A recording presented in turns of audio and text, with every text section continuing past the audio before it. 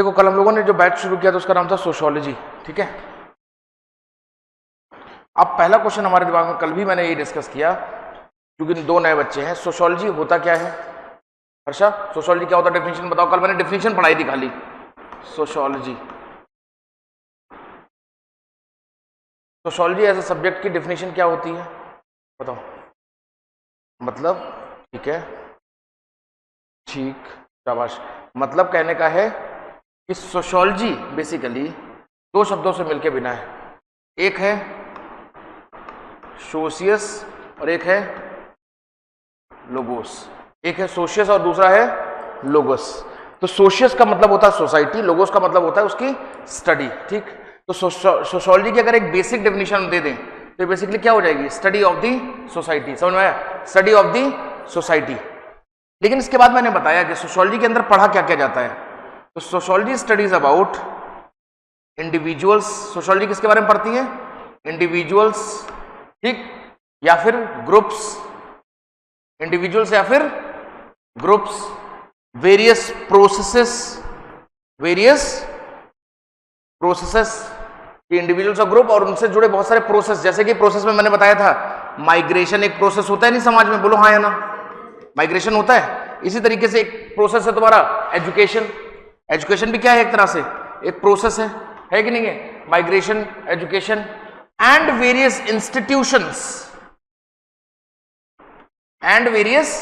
Institutions. जब मैं बात करता हूं इंस्टीट्यूशंस की, तो इंस्टीट्यूशंस में क्या क्या आ जाएगा?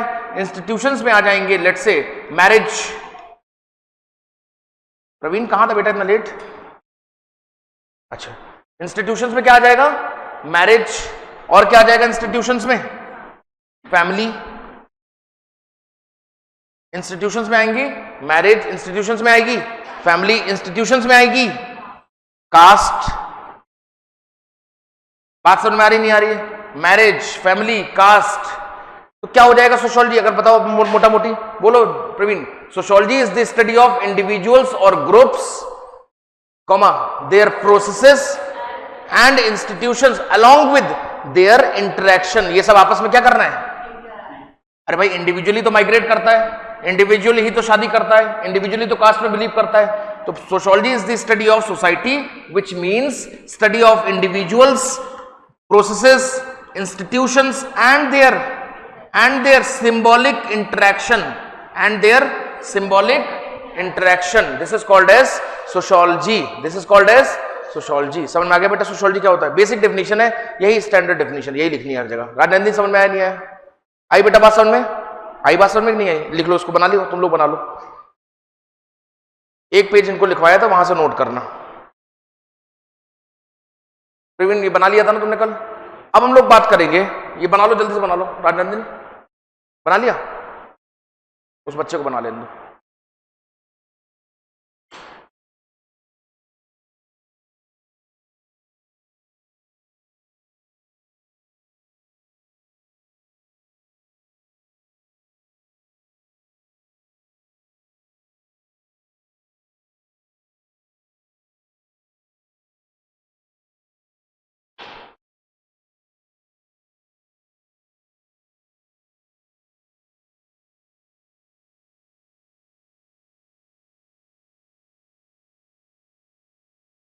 कौन है?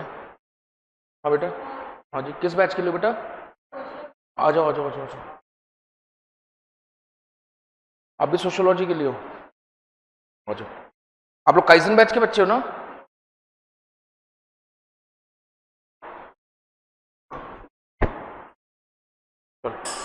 अगेन मैं फिर रिपीट कर रहा हूं बेटा, अभी मैंने खाली डेफिनेशन बताई है सोशियोलॉजी की।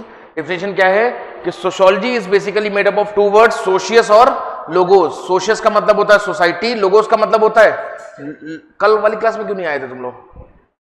कल थी ना क्लास, पता नहीं था तुम लोग को? पता नहीं चला? तो मैं आया था 1000 क्लास में, मैंने बताया था, एब्सेंट थे उस दिन। तो sociology is the study of basically society. समझ में आया नहीं आया? फिर मैंने बताया सोशियोलॉजी किसको स्टडी करती है? सोसाइटी में प्रेजेंट इंडिविजुअल्स को। बहुत सारे प्रोसेसेस जैसे कि माइग्रेशन एक प्रोसेस है कि नहीं है? मीडियम क्या इंग्लिश है ना दोनों का? मीडियम क्या है बेटा? इंग्लिश है, ठीक। बहुत सारे प्रोसेसेस जैसे कि माइग्रेशन, एजुकेशन, पॉपुलेशन, पॉपुलेशन भी तो एक प्रोसेस है, बढ़ना कम होना, पॉपुलेशन एक प्रोसेस है कि नहीं है? तो सोशियोलॉजी किसकी स्टडी करती है? सोशियोलॉजी किसकी स्टडी, किस बैच में जाना बेटा? कौन है बच्चे? सब आरएस वाले हैं ज्यादातर। Sociology studies about the individuals and groups, various procedures या processes associated with it, and various institutions like marriage, family, caste. ये इंस्टीट्यूशंस हैं समाज में, नहीं है? अरे बोलो, मैरिज एक इंस्टीट्यूशन है कि नहीं है? बोलो बेटा, मैरिज एक इंस्टीट्यूशन है, सेक्रेड इंस्टीट्यूशन माना जाता है। ऐसे फैमिली भी एक इंस्टीट्यूशन है कि नहीं है? कास्ट भी एक इंस्टीट्यूशन है कि नहीं है? अगर हम बात रिलीजन, शाबाश, रिलीजन भी एक इंस्टीट्यूशन है कि नहीं है? आप कहोगे इंस्टीट्यूशन क्या होता है सर? पूछोगे ना क्वेश्चन कि इंस्टीट्यूशन क्या होता है? तो इंस्टीट्यूशन का मतलब होता है कोई भी ऐसा ग्रुप, कोई भी ऐसा ग्रुप जिसके एक सेट नॉर्म्स हो, सेट रूल्स हो। तो फैमिली के एक सेट रूल्स होते हैं। तुम्हारी फैमिली और इनकी फैमिली में डिफरेंस होगा, होगा कि नहीं होगा? क्योंकि तुम्हारी फैमिली के रूल्स अलग है, इनकी फैमिली के रूल्स अलग है, लेकिन फैमिली की ओवरऑल एक डिफिनीशन है कि इसमें 3 लोग 4 लोग साथ में रह रहे हैं, बच्चों के साथ ही पूरा एक फैमिली हो जाती है। इसी तरीके से क्या कहेंगे, अगर हम कहें रिलीजन के भी एक सेट रूल है कि नहीं है? हिंदू रिलीजन के एक सेट रूल है, मुस्लिम रिलीजन के अपने सेट रूल है, क्रिश्चियन के अपने रूल है, कास्ट के, हर कास्ट के अपने रूल हैं कि नहीं है? तो इंस्टीट्यूशन क्या हुआ? Any group, any social group which has a defined set of rules. Any social group, उधर उधर उधर उधर क्या है ये?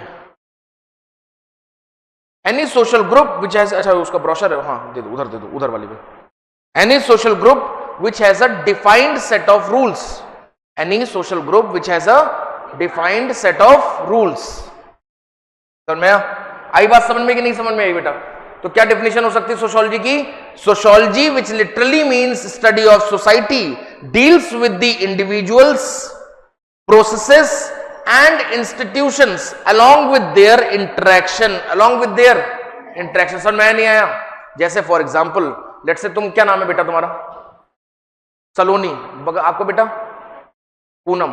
तो मान लो सलोनी और पूनम वो 2 बेस्ट फ्रेंड हैं। क्या हैं? 2 बेस्ट फ्रेंड हैं। अब आपको आगे स्टडी करने के लिए, लेट्स से आपने 12th पास किया और आपको स्टडी करने के लिए किसी कॉलेज में जाना है, यूएसए जाना है, हार्वर्ड यूनिवर्सिटी में। तो आप हो इंडिविजुअल सलोनी, ठीक, और आपको पढ़ने कहाँ जाना है? कहाँ जाना है आपको? यूएसए पढ़ने जाना है। सुनना मेरी बात को ध्यान से, यूएसए पढ़ने जाना है। क्या आप जा सकते हो? क्या आप जा सकते हो? नहीं जा सकते हो। क्यों? जा सकते भी हो, नहीं भी जा सकते हो। क्यों? समझो। सबसे पहले इधर से एक प्रोसेस आएगा, आपकी डिपेंड करेगा डेट कि आपकी एजुकेशन लेवल क्या है। बोलो, डिपेंड करेगा नहीं करेगा? एक प्रोसेस बीच में आ गया कि आपका एजुकेशन लेवल क्या है।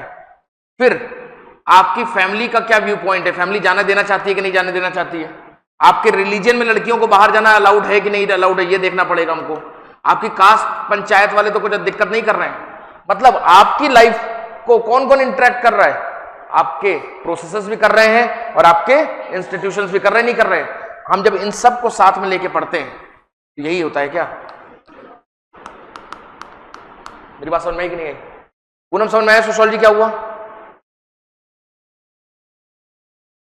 प्रोसेसेस का मतलब होता है कि कोई भी चेंज, जैसे माइग्रेशन। क्या है माइग्रेशन? समझते हो क्या होता है माइग्रेशन का मतलब? एक जगह से दूसरी जगह जाना। एजुकेशन भी एक तरह का प्रोसेस है जो आपको इवॉल्व करा रहा है कि नहीं करा रहा है? अरे आप एजुकेशन, आपने कोई भी चीज जो धीरे धीरे धीरे धीरे बढ़ती है वो क्या है? एक प्रोसेस। तो माइग्रेशन भी आप धीरे धीरे एक जगह से दूसरी जगह जाते हो कि नहीं जाते हो? समझ में आ रहा है नहीं आ रहा है? आ रहा है कि नहीं आ रहा है? इवन जैसे हम एक एग्जाम्पल लें, अर्बनाइजेशन। क्या इसका एग्जाम्पल ले रहे हैं हम लोग? अर्बनाइजेशन का। तो अर्बनाइजेशन प्रोसेस है कि इंस्टीट्यूशन है? प्रोसेस है। अरे एक दिन में आएगा, एक घर बनेगा। गांव में देखो ना, पहले जमाने में किसी एक आदमी का ही अच्छा घर होता था, किसी एक आदमी का ही अच्छा घर होता था। फिर over a period of time दूसरे का बनने लगा, उसको देख के तीसरे का, और ये प्रोसेस के तहत पूरा गांव में क्या हो गई, बड़ी बड़ी बिल्डिंगें बनने लगी। तो अर्बनाइजेशन क्या हुआ? अर्बनाइजेशन क्या हुआ? एक प्रोसेस हुआ। समझ में आया? आप समझ में आ गया नहीं आ गया?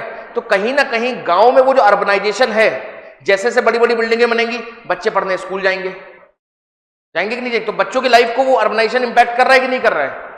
बीमारियां थोड़ी सी ज्यादा फैलने लगती है बिकॉज ऑफ जो नेचुरल एनवायरमेंट से हम लोग दूर चले जाते हैं। बोलो।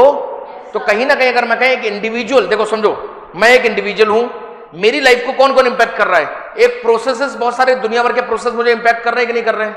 कौन कौन से प्रोसेस? एजुकेशन मेरी मुझे इंपैक्ट करती है कि नहीं करती है? माइग्रेशन मुझे इंपैक्ट कर रहा है कि नहीं कर रहा है? डेवलपमेंट एक प्रोसेस है कि नहीं है? नहीं आ रहा समझ में? पूनम आ रहा है कि नहीं आ रहा है? नहीं, मजाक में नहीं आ रहा है तो बोलो हाँ, नहीं तो बोलो ना। डेवलपमेंट एक प्रोसेस है कि नहीं है बेटा?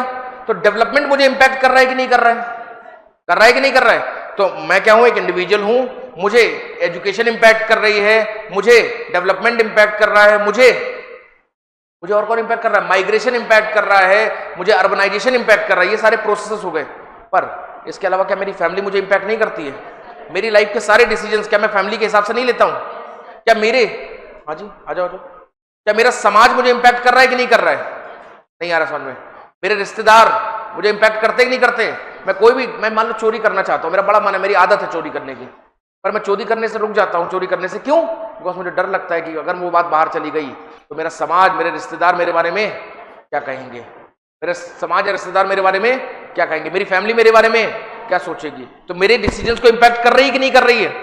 मेरी जाति का नाम खराब हो जाएगा। कोई कहता है ना कि आप ऐसा क्यों करते हो, करो आप ब्राह्मण हो, आप क्षत्रिय हो, आप राजपूत हो, आप ऐसा कैसे कर सकते हो? कहते हैं कि नहीं कहते हैं? होता है कि नहीं होता? राजपूत हूं, सर कटा लूंगा पर झुकूंगा नहीं। अरे यार, क्योंकि उसके डिसीजंस को कौन इंपैक्ट कर रहा है? कौन इंपैक्ट कर रहा है? कास्ट, रिलीजन भी इंपैक्ट कर रहा है कि जो श्री राम के आगे ना झुका उस सिर का होना बेकार, उसको धड़ से अलग कर देना चाहिए। ये क्या है? रिलीजन। तो रिलीजन आपको इंपैक्ट कर रहा है कि नहीं कर रहा सलोनी? कास्ट आपको इंपैक्ट कर रही है कि नहीं कर रही है? हाँ या ना? फैमिली आपको इंपैक्ट कर रही है कि नहीं कर रही है? और ये प्रोसेस भी आपको इंपैक्ट कर रहे हैं कि नहीं कर रहे हैं? तो मतलब सोशियोलॉजी क्या करेगी? इन सबको कंप्रिहेंसिवली पढ़ेगी। तो sociology is the study of individual, sociology is the study of individual and various processes and institutions affecting it. Various processes and institutions affecting it, यही मैंने लिखा कि sociology is the study of individuals and various processes and institutions affecting it. बात समझ में आई कि नहीं आई? या इंडिविजुअल्स का इनके साथ कैसा इंटरेक्शन हो सकता है कि मैं जाति में विश्वास ही नहीं करता हूं, तो मेरे लिए जाति मैटर नहीं करती, तो मेरा इंटरेक्शन जाति से अलग है। पर ये लड़की जाति में अखंड विश्वास करती है, तो इसका जाति से अलग इंटरेक्शन हो सकता है। मेरी बात से कहां चल रहे हो भाई? कौन सर, क्या हो गया? कौन सी वीडियो आई? बात समझ में तुम लोग को नहीं आई? आई बात समझ में? तो सोशियोलॉजी क्या हुआ? दोबारा एक बार लास्ट बार रिपीट कर रहा हूं। सोशियोलॉजी क्या हुआ?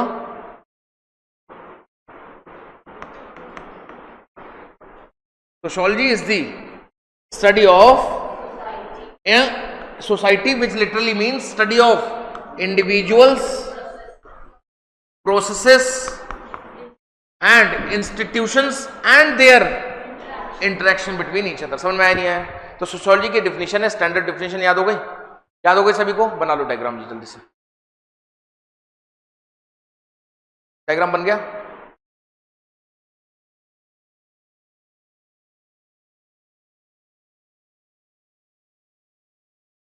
पूनम समझ में आ रही बेटा? नहीं आ रही है? आया समझ? आपको आया बेटा समझ में? चलो आगे बढ़ते हैं। क्या हुआ? Sociology is the study of society, which literally means study of individuals, processes and institutions which interact with each other. समझ में आया बेटा? आया प्रवीण समझ में? अब हम लोग बात करेंगे, ये तो समझ में आ गया ना टॉपिक सभी को पीछे? हाँ भाई, बेटिया क्या नाम है आपका? चेल्सी, समझ में आ गया? एक अपने आप चेल्सी है ना? है ना? एक अब हम लोग पढ़ेंगे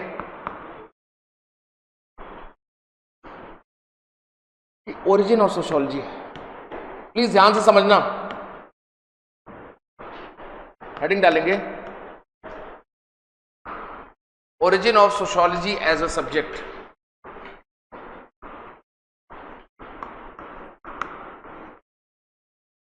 Origin of sociology as a subject.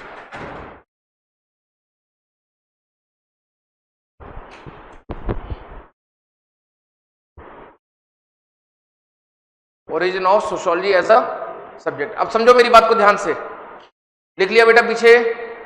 अब मुझे बताओ sociology as a subject develop क्यों हुआ होगा? सोचो, सोशियोलॉजी एज अ सब्जेक्ट, ये पेपर अब पूरा हम लोग सिलेबस के हिसाब से कवर कर रहे हैं चीजें। तो कल हम लोगों ने, कल वाली क्लास में पूरा डिटेल में हम लोगों ने डिस्कस किया था सिलेबस वगैरह। आज हम लोग सिर्फ और सिर्फ टॉपिक पे आते हैं कि sociology as a subject evolve क्यों हुआ होगा, बताओ, सोचो बेटा। ठीक है, चलो ये बच्ची क्या कर रही है कि सोसाइटी की प्रॉब्लम्स, पहले तुम लोग के पॉइंट्स लिखते हैं। तुम सोचो सोशियोलॉजी एज अ सब्जेक्ट की जरूरत क्यों पड़ी होगी, पहले अपना दिमाग लगाओ, फिर मैं सिखाऊंगा तुमको। बच्ची बोली कि सर सोसाइटी की प्रॉब्लम्स होंगी उनको स्टडी करने के लिए।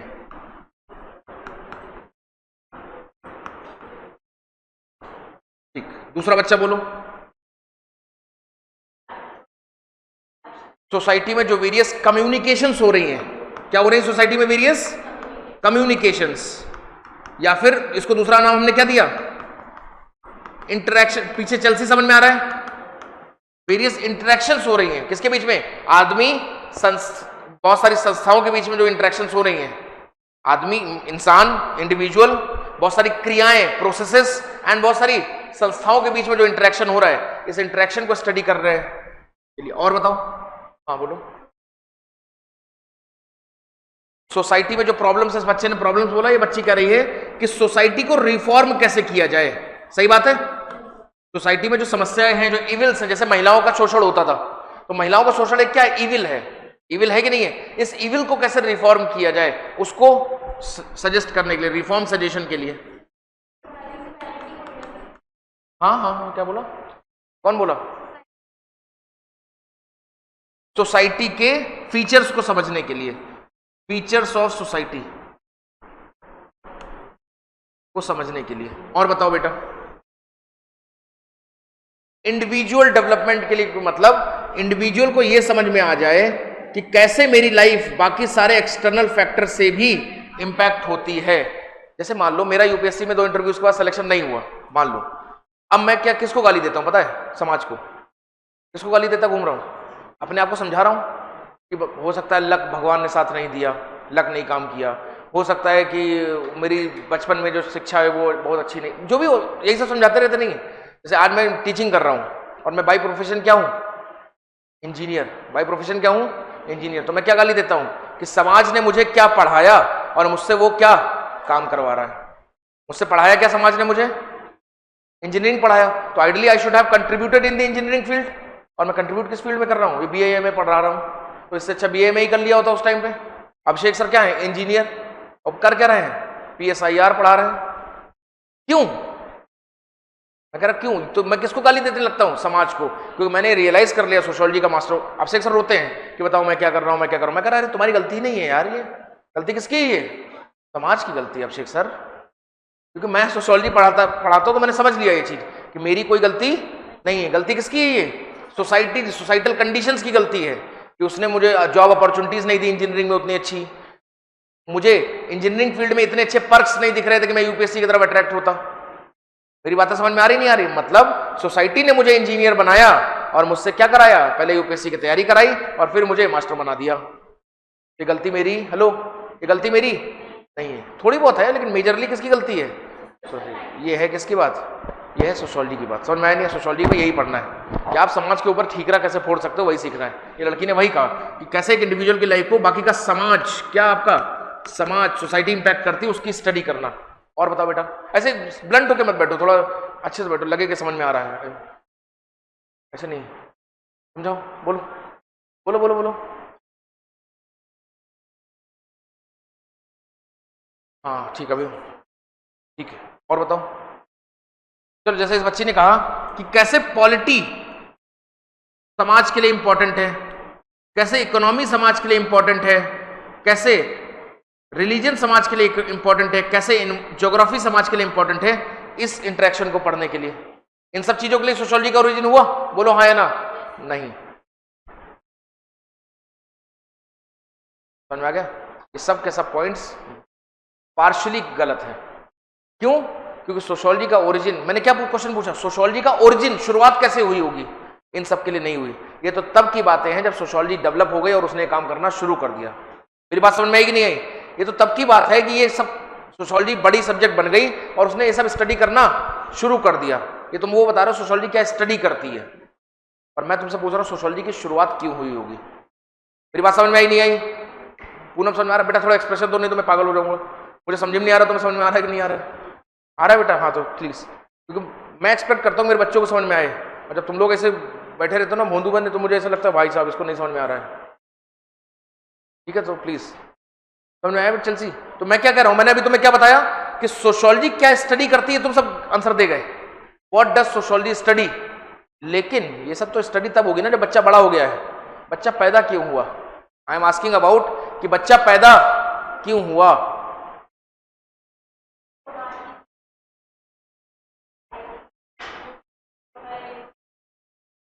तुम कहां पढ़ लिया ये सब तुमने? बताओ कैसे पढ़ा? हाँ ठीक, और बताओ। डिबेट से अब समझो, मैं समझाता हूँ इस स्टोरी को, प्लीज समझते रहना। और ये क्लास हमारी 2-3 दिन तक चलेगी, ओरिजिन ऑफ सोशियोलॉजी हमें 1-2 दिन खत्म करने में लगेगा। प्लीज समझ, ये समझ में आ गया मोटा मोटी सोशियोलॉजी? ये है कि सोशियोलॉजी स्टडी क्या क्या करेगा, ये है कि सोशियोलॉजी काम क्या करेगा। पर अब हम लोग पढ़ने जा रहे हैं कि सोशियोलॉजी पैदा कैसे हुई। क्या बोलने जा रहे हैं? सोशियोलॉजी पैदा कैसे हुई। प्लीज समझना मेरी बात को ध्यान से। सोशियोलॉजी का जन्म, तुम्हारा बर्थ प्लेस क्या है बेटा? तुम्हारा क्या है बर्थ प्लेस? तुम्हारा क्या है? तुम्हारा क्या है प्रवीण? झुंझुनू। तुम कहाँ? झुंझुनू। तुम्हारा बर्थ प्लेस क्या है बेटा? तुम्हारा झुंझुनू। तुम भी झुंझुनू के हो? वाह प्रवीण, देख लो भाई बहन हो गए तुम लोग। जयपुर से ही हो? देखो ऐसे सोशियोलॉजी का बर्थ प्लेस है, प्लीज ध्यान समझना, सोशियोलॉजी का बर्थ प्लेस है यूरोप। क्या है? सोशियोलॉजी का बर्थ प्लेस है यूरोप। समझ में? यूरोप मतलब यूरोप, यूरोप कॉन्टिनेंट है, वहीं पे सोशियोलॉजी का बर्थ प्लेस हुआ। कैसे हुआ पहले समझो। बेसिकली तुम्हारी वर्ल्ड हिस्ट्री हो गई क्या? तुम लोग के काइजन बैच में भी नहीं हुई? वर्ल्ड हिस्ट्री हुई क्या काइजन बैच में भी? हो गई है, तो थोड़ा थोड़ा समझ में आएगा, नहीं हुई तो भी समझो। मैं बात कर रहा हूं जब यूरोप कॉन्टिनेंट की बात करते हैं, तो यूरोप कॉन्टिनेंट में ये बात है समवेयर अराउंड, अगर देखा जाए तो 15th सेंचुरी के आसपास की, 15th सेंचुरी एडी, मतलब एक तरह से देखा जाए तो ये बात है लगभग 1401 के बाद की। समझ में आ रहा है बेटा? 1401 के बाद की। यूरोप के एरिया में बहुत, इस एज को कहते थे डार्क एज। क्या बोलते थे इस एज को? Dark age. डार्क एज का मतलब क्या होता है समझना मेरी बात को बहुत ध्यान से। यूरोप में थी डार्क एज। डार्क एज का मतलब हर चीज किसके हिसाब से हो रही है? चर्च के हिसाब से हो रही है। चर्च कहती है बेटा तुमने जीवन में कोई पाप किए? बोलो जल्दी बोलो। हाँ क्या किया पाप बताओ, बोलो कोई एक पाप बताओ। हाँ, पेन चुरा ली। तुम बहुत बड़ी वकील हो उनकी, तो मान लो इसने एक पाप किया, पेन चुराया, मान लो लेट्स से। चर्च इससे कहेगी कि आपको इस पाप से मुक्ति चाहिए, तो आप चर्च को एक सर्टेन अमाउंट की डोनेशन दो। क्या करो? सर्टेन अमाउंट की डोनेशन दो, हम आपके पाप को मुक्त कर देंगे और आपको ऊपर हेवन में एक सीट दे देंगे। ये कोई तरीका होता है? लेकिन लोग करते थे, मतलब क्योंकि लोग किसको फॉलो करें? अंधभक्ति में। चर्च को अंधभक्ति फैली हुई थी। क्या फैली हुई थी? अंधभक्ति। इंपॉर्टेंट क्या है पता है? गॉड। पूरा दुनिया किसके सेंटर में है? पूरे दुनिया के सेंटर में क्या है? गॉड। आदमी की वैल्यू नहीं है, ये मर जाए फर्क नहीं पड़ता, लेकिन भगवान की छवि को, भगवान की फोटो को कुछ नहीं होना चाहिए। मेरी बात समझ में आई कि नहीं? मतलब पूरे दुनिया के लिए इंपॉर्टेंट क्या है? God, Jesus. बात क्लियर हो रही नहीं हो रही? हर चीज किसके हिसाब से चल रही है? चर्च के हिसाब से चल रही है। हर चीज का सेंटर कौन है? गॉड। आदमी दिमाग यहां से सोच ही नहीं रहा है। इधर देखो ध्यान से, आदमी कहां से नहीं सोच रहा है? दिमाग सोच ही नहीं। आदमी कहां सोच रहा है? घुटनों से। मतलब बुद्धि कहां है आदमी की? घुटनों में। घुटनों में मतलब बुद्धि का मतलब दिमाग है ही नहीं। जैसा चर्च ने, पोप ने जैसा कह दिया वैसा करने लगे। पोप ने कहा लेट जाओ, वो लेट गए। पोप ने कहा उठ जाओ, उठ जाओ। कल से अगर सुबह 4 बजे नहीं उठोगे तो बर्बाद हो जाओगे। तो लोग 4 बजे उठने लगे। सब कुछ किसके हिसाब से चल रहा था? बाद में लिखना राजनंदिनी, मैं टाइम दूंगा इसको लिखने का। सब कुछ किसके हिसाब से चल रहा था? चर्च के हिसाब से। God was the centre of the globe, God was the centre of the world. भगवान को वर्ल्ड का सेंटर कंसीडर किया जाता था, सोसाइटी का सेंटर में भगवान को रखा जाता था। सबसे ऊपर प्रायोरिटी भी कौन था? भगवान। इंसानी लाइफ इंपॉर्टेंट नहीं थी। लोग लग्जरी या फिर लग्जरी कह लो, या फिर एक तरह से कहा जाए मनी माइंडेड थे कि नहीं थे? नहीं थे। लोग किससे थे? कौन? हालेलुया, पवित्र। अब गाना सुना है ना, हालेलुया सुना है? कोई गाना है, पवित्र आत्मा हालेलुया। हालेलुया इस क्रिश्चियन लोगों का एक बहुत अच्छा मंत्र है, ऐसे कि उन्होंने, हिंदू वालों ने उसको कन्वर्ट कर दिया, उनको गाना अपना बना दिया कि पवित्र आत्मा हालेलुया, ऐसे करके। नहीं, अपनी आरती है तो उन्होंने अपनी आरती में उसको हालेलुया को लपेट लिया। तो पॉइंट ये निकल के आ रहा है कि दिन भर लोग क्या कर रहे हैं? हालेलुया हालेलुया हालेलुया कर रहे हैं। उनको मतलब नहीं है पैसा वो खेत है कि नहीं है, कुछ नहीं। सारी की सारी प्रॉपर्टी के ऊपर कंट्रोल किसका? प्लीज समझना मेरी बात को। सारी की सारी प्रॉपर्टी के ऊपर कंट्रोल किसका है? चर्च का। इन सब चीजों को अलग से लिखवाऊंगा, पहले समझते रहना। सारी की सारी प्रॉपर्टी पे कंट्रोल किसका है? चर्च का। There is nothing like private property. तो तुमको जो चर्च ने पैसा दे दिया, थोड़ा बहुत खा लिया, बाकी वो चर्च अपना अलग अलग तरीकों से तुमसे वापस ले लेती थी। बात समझ में आई नहीं आई? तो मतलब एक तरह से तुम बंधुआ मजदूर थे किसके? चर्च के। क्लियर हो गया नहीं हो गया? ये हो गया डार्क एज। क्या हो गई है? Dark age. प्लीज समझना, डार्क एज के बाद, कौन मारा बेटा? अभी इसको और डिटेल में लिखाऊंगा तब और समझाऊंगा, अभी खाली ओवर जा रहा हूं, खाली स्टोरी सुनाने के लिए। डार्क एज के बाद एक समय आता है, डार्क एज के बाद एक समय आता है, और उस समय में बेसिकली क्या होता है कि डार्क एज के बाद आता है, कुछ फिलोसफर्स आते हैं और एक पीरियड शुरू हो जाता है किसका? रेनेसा का। किसका पीरियड आता है बेटा? रेनेसा। रेनेसा का मतलब क्या होता है? इसको बोलते हैं रेनेसा। क्या बोलते हैं? रेनेसा। रेनेसा का मतलब क्या हुआ? रेनेसा का मतलब हुआ जब लोग यहां से सोचने की बजाय कहां सोचने लगे, मतलब कुछ थिंकर्स आए और उन्होंने लोगों को बताया भाई चर्च तुमसे पैसे ले रही है और तुमसे करिए ऊपर हेवन में सीट बुक कर देगी। ऐसा कुछ नहीं होता है, फालतू बात है, ये सब फर्जी चीजें। समझ में आ रहा नहीं आ रहा? मतलब लोगों ने, समाज जो है उसमें अभी तक कौन सेंट्रिक था? बीच में गॉड। अब यहां पर रेनेसा वाले में कौन सेंट्रिक हो जाएगा? मैन। कि human life is more important than God, human life is more important than God. कुछ पेंटर्स आए, जैसे कि नाम तुमने सुना होगा लियोनार्डो दी विंची। आरएस में भी तुम्हारा क्वेश्चन आया हुआ है पिछले साल। लियोनार्डो दी विंची, लियोनार्डो दी विंची। अब ये जो लियोनार्डो दी विंची नाम के पेंटर्स आए, इन्होंने, अभी तक सारी पेंटिंग यीशु की बनती थी, इन्होंने पहली बार एक पेंटिंग बनाई, और वो पेंटिंग थी पता है किसकी?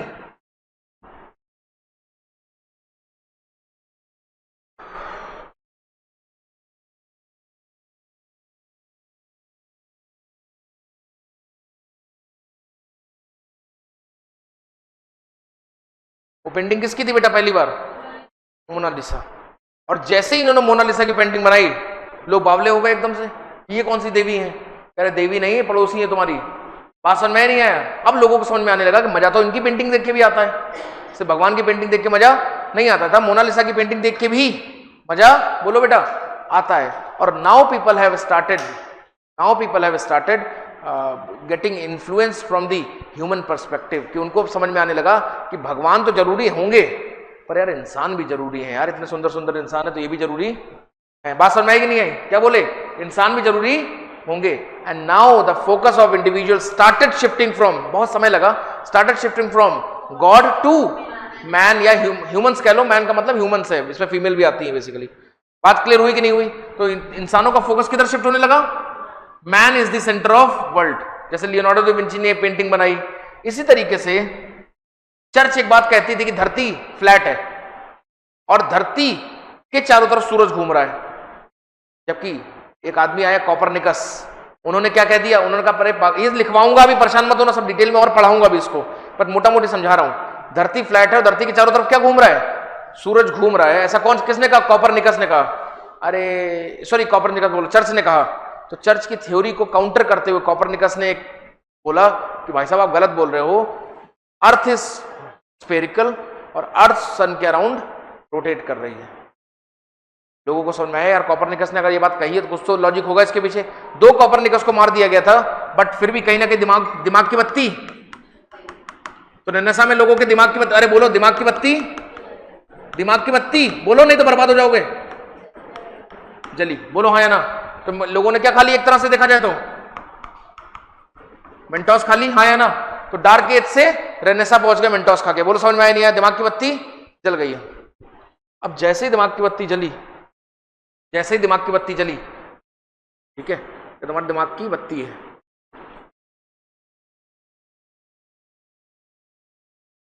ठीक है, दिमाग की बत्ती तुम्हारी जल गई है। अब जैसे तुम्हारे दिमाग की बत्ती जली, लोगों के लिए क्या प्रायोरिटी हो गई? अब भाई लड़की है, लड़की की फोटो देख रहे हैं तो उसके लिए इकोनॉमी भी तो स्ट्रांग करनी पड़ेगी। प्राइवेट प्रॉपर्टी धीरे धीरे लोगों के हाथ में आने लगी। क्या आने लगी हाथ में? प्राइवेट प्रॉपर्टी आने लगी।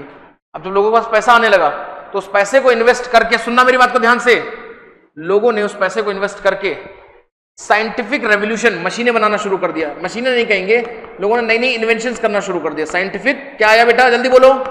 रेवोल्यूशन आया। लोगों के पास प्राइवेट प्रॉपर्टी आई। अरे बोलो, लोगों के पास प्राइवेट प्रॉपर्टी आई। उस प्राइवेट प्रॉपर्टी का यूज करके लोगों ने क्या करना शुरू कर दिया? साइंटिफिक रेवोल्यूशन करना शुरू कर दिया। बोलो हाँ या ना? अरे बोलो। अब जब साइंस आ गई हमारे पास, उस साइंस की मदद से मैंने क्या कर दी? नई नई मशीनें बना ली। मतलब कौन सा रेवोल्यूशन आ गया? इंडस्ट्रियल रेवोल्यूशन बना दिया। बोलो हाँ या ना? साइंस आ गई, साइंस के बाद हमने क्या कर दिया? इंडस्ट्रियल रेवोल्यूशन आ गया। अरे आएगा कि नहीं आएगा बेटा? बोलो यार प्लीज, समझा करो। हाँ, उसके बाद जैसे इंडस्ट्रियल रेवोल्यूशन आया, अब लोगों के पास पैसा भी है, लोग बिजनेसमैन है। बिजनेसमैन कह रहा है कि मेरे पास पैसा है, मेरे पास मशीन है, तो मैं ही पावर में क्यों ना जाऊं? ये राजा पावर में क्यों बैठेगा? और राजा को वहां से हटा के मोनार्की को हटाने के लिए फ्रांस में एक मूवमेंट आता है। बात समझ में आ रही है तुम लोग को? फ्रांस में एक मूवमेंट आता है, नाम क्या उसका? French revolution. कि उसमें मोनार्की को वहां से हटा दिया गया और उसकी जगह पे कौन बैठ गए? लोगों ने अपनी असेंबली बना ली। फ्रेंच रेवोल्यूशन आ गया। क्या आ गया? फ्रेंच रेवोल्यूशन आ गया। अभी ब्रीफ में पढ़ा रहा हूं तो अगेन स्टोरी रिपीट करते हैं। सबसे पहले बोलो जल्दी से, सबसे पहले डार्क एज। बोलो हाँ या ना? डार्क एज के बाद क्या आया? रेनेसा आया। बोलो आया कि नहीं आया? दिमाग की बत्ती जल गई, नहीं जल गई? दिमाग की बत्ती जलने के बाद 3 इवेंट्स होते हैं बहुत इंपॉर्टेंट। Number 1 scientific revolution. बोलो हाँ या ना? इंडस्ट्रियल रेवोल्यूशन, और तीसरा फ्रेंच रेवोल्यूशन। साइंटिफिक रेवोल्यूशन से लिटरेचर में, इन सब में साइंस का लॉजिक बढ़ा। इंडस्ट्रियल रेवोल्यूशन से जल्दी आ रहा है कि ऊपर जा रहा है? नहीं आ रहा है? बोलो सही से बोलो, आ रहा है कि नहीं आ रहा है?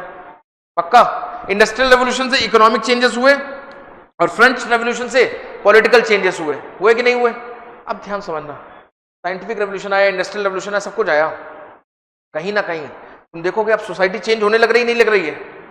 सोसाइटी पहले बिल्कुल बैकवर्ड डार्क एज की सोसाइटी, और अब धीरे धीरे इकोनॉमी में चेंज आ गया, पॉलिटी में चेंज आ गया, लिटरेचर में, साइंस में चेंज आ गया। तो कहीं ना कहीं एक नई चीज की शुरुआत हो गई। उस चीज को बोला जाता है, एक नया युग की शुरुआत हो गई, उस युग को बोला जाता है मॉडर्निटी। क्या आ गई? मॉडर्निटी आ गई। ये हम लोग यहाँ पे ट्रेडिशनल सोसाइटी थी। क्या थी यहाँ पे? ये ट्रेडिशनल, पारंपरिक सोसाइटी थी, और यहां पे क्या आ गई? मॉडर्निटी आ गई। क्या आ गई? बोलो बेटा, बोलो बेटा, क्या आ गई? अच्छा, अब मॉडर्निटी आई तो अच्छा ही हुआ? अच्छा हुआ खराब हुआ? जल्दी बताओ। अच्छा हुआ। क्या अच्छा हुआ? मॉडर्निटी आई तो कहीं ना कहीं लोगों ने फोकस करना शुरू कर दिया किसके ऊपर? एजुकेशन के ऊपर। बोलो हाँ या ना? लोगों ने फोकस करना शुरू कर दिया किसके ऊपर? लाइफस्टाइल के ऊपर। अरे बोलो नहीं तो बर्बाद हो जाओगे। किसके ऊपर फोकस करना शुरू कर दिया? लाइफस्टाइल के ऊपर फोकस करना शुरू कर दिया। गरीबी मिटने लगी, पॉवर्टी थोड़ी थोड़ी मिटने लगी, कम होने लगी। बोलो हाँ या ना? कहीं ना कहीं एक्सप्लॉइटेशन, लोगों का एक्सप्लॉइटेशन क्या होने लगा? कम होने लगा। कहीं ना कहीं एक तरह से देखो बीमारियां थोड़ी सी दूर होने लगी नहीं, क्योंकि दवाइयां वगैरह आ गई होंगी तो बीमारियों से मुक्ति मिलने लगी। अरे बोलो नहीं तो बर्बादी की ओर जा रहे हो। बीमारी से मुक्ति मिलने लगी। लेकिन क्या सब अच्छा? दोस्त बोलो हालेलुया, बोलो।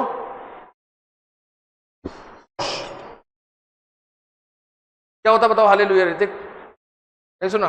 अरे बोल दो हालेलुया, बोल दो एक बार यार, इतना प्यार से बच्चे कह दो। बोल दो भैया, बोल दो यार। ऋतिक तुम तो यार बच्चों की बेइज्जती कर रहे हो। तो पॉइंट ये निकल के आया, समझ में आया क्या बोला मैंने? बीमारी से मुक्ति मिल गई, नहीं मिल गई? अब आगे की स्टोरी कुछ ऐसी है। क्या सब कुछ अच्छा ही अच्छा आया होगा? क्या सब कुछ अच्छा ही अच्छा हुआ होगा? नहीं, बहुत सारी खराबियां भी आई। क्या आई चल से? बहुत सारी खराबियां भी आई। जैसे कि समझो मेरी बात को ध्यान से, कहीं ना कहीं जो परिवार इंडस्ट्री आने से पहले गांव में रहता था, हस्बैंड, वाइफ और 9 बच्चे, अब क्या हो रहा है? हस्बैंड और वाइफ चले गए कहां?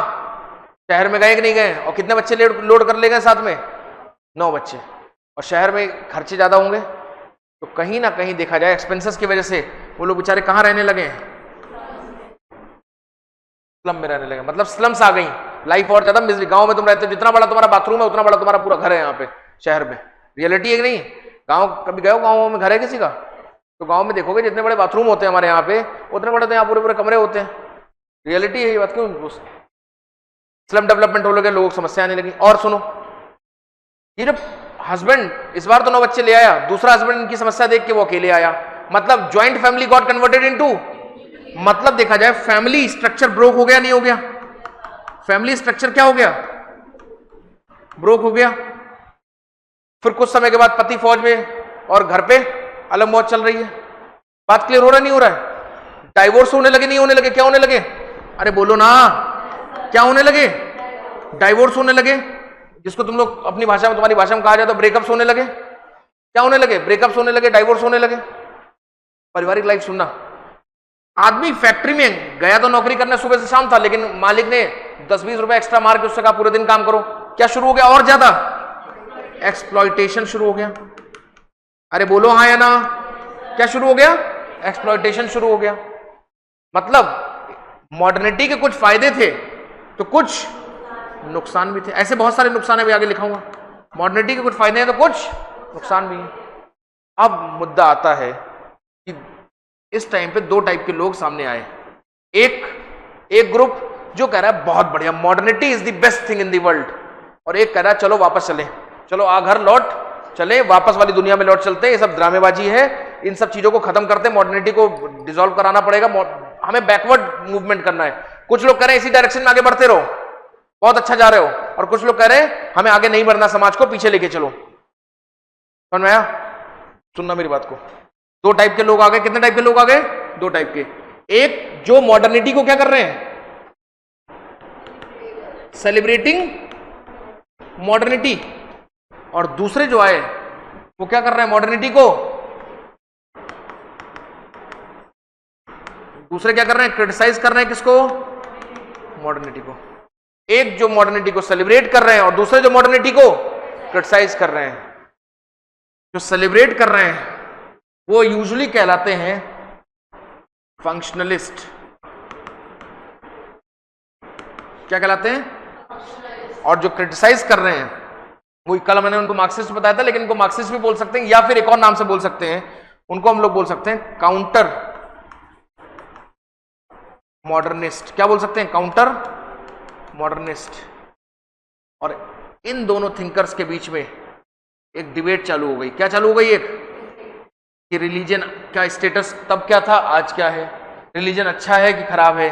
कास्ट का स्टेटस तब क्या था, आज क्या है? क्लास क्या थी, आज कास्ट क्लास बन गई कि नहीं बन गई है? स्लम के ऊपर डिस्कशन शुरू हो गया, फैमिली लाइफ के ऊपर डिस्कशन शुरू हो गया, मैरिज के ऊपर डिस्कशन शुरू हो गया, नई टाइप की मैरिजेस आने लगी, उनके ऊपर डिस्कशन। लव मैरिज शुरू हो जाएगी नहीं? फैक्ट्री में एक मजदूर दूसरी मजदूर इनको पसंद आ गए, खेल हो गया वहां पे लव मैरिज, यस या नो? तो नए टाइप के मैरिज स्ट्रक्चर्स आ रहे हैं, और इन सब चीजों को स्टडी करते हुए, इन पे डिबेट करते हुए, इन वाले थिंकर्स ने और इन्होंने दोनों ने एक दूसरे को डिबेट की एक साथ बैठ के, एंड इसी डिबेट से जन्म हुआ किसका? आया कि नहीं आया सोशियोलॉजी का जन्म? नहीं आया समझ में? पूनम आया समझ में? नहीं आया? क्या नहीं आया ये पूछो। आप ये बच्ची कह रही सर डिबेट से सोशियोलॉजी कैसे आएगी? अरे डिबेट का मतलब है कि एक थिंकर्स ने अपना व्यू पॉइंट दिया, इन्होंने अपना व्यू पॉइंट दिया, इन सारे व्यू पॉइंट्स को लिखने के लिए हमें एक सब्जेक्ट चाहिए था। वो सब्जेक्ट क्या है? सोशियोलॉजी। तो इन्होंने अपने सब्जेक्ट को सोसाइटी की स्टडी के रूप में रखा, इन्होंने अपने सब्जेक्ट को सोसाइटी की स्टडी के रूप में रखा, और फिर ये सारी सब्जेक्ट्स की डिबेट्स एक जगह पे क्या कर दी गई? कंपाइल हो गई, और वही कहलाता है क्या? सोशियोलॉजी। समझ में नहीं आया? तो सोशियोलॉजी की किताबें कैसे आई? सोशियोलॉजी की किताबों में बेसिकली क्या मिलेगा? इनकी डिबेट, इनकी डिबेट, इनकी डिबेट, इनकी डिबेट। समझ में आ रहा है? नहीं आ रहा है? और वही है सोशियोलॉजी की किताबों का कंटेंट। क्लियर हुआ कि नहीं हुआ? वही है सोशियोलॉजी की। जैसे फिजिक्स की में क्या लिखोगे? आइंस्टीन की थ्योरी, न्यूटन की थ्योरी, इनकी थ्योरी, उनकी डिबेट्स ही तो है वो। तो इसी तरीके सोशियोलॉजी की किताबों में क्या लिखोगे? सोशियोलॉजी की किताबों में लिखोगे तुम इन वाले टाइप के जो मॉडर्निटी को अप्रेस कर रहे हैं, प्रेस कर रहे हैं, उनकी डिबेट, और जो मॉडर्निटी को क्रिटिसाइज कर रहे हैं, इनकी डिबेट। पूरी स्टोरी समझ में आई? सलोनी आई?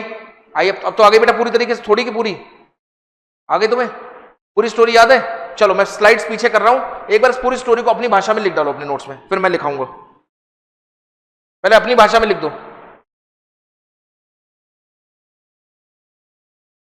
पहले अपनी भाषा में लिखो, फिर मैं इसको समझाऊंगा। बड़े से पेज पे बनाना, ऐसे लंबा लंबा, बड़े से पेज पे बनाइएगा इसको। प्रवीण समझ में आया बेटा?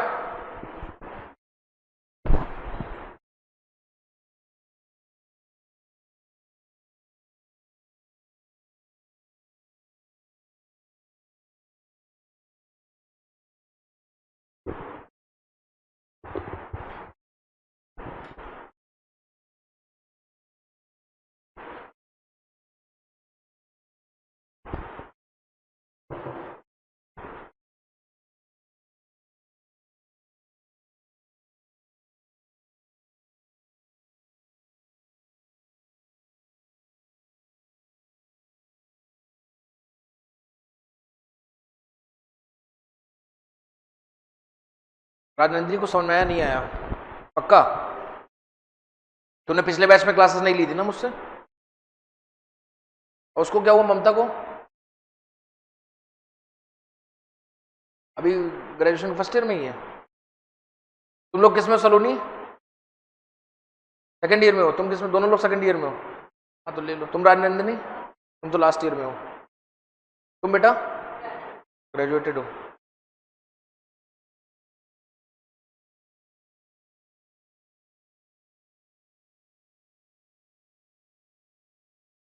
रेवती समझ में आ रहा बेटा?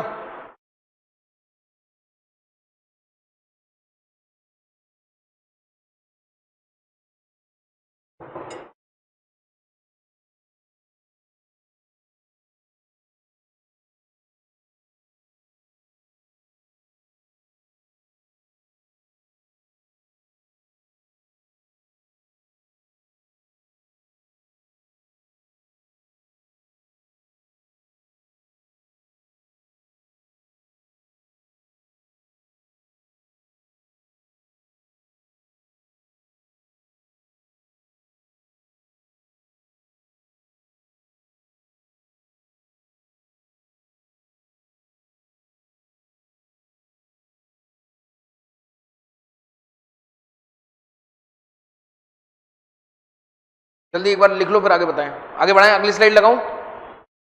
पूनम समझ में आ रहा बेटा? अगली स्लाइड देखो, हटा दो स्लाइड। ये वाली स्लाइड भी समझ में आ गई? इस स्लाइड की जगह ये वाला देख लो, ये वाली स्लाइड। तुम लोग अभी अपने हिसाब से खिचड़ी पका लो, फिर मैं बढ़िया से एक डायग्राम बनाऊंगा जो मैं चाहता हूं बनाऊं। प्रवीण समझ में आया?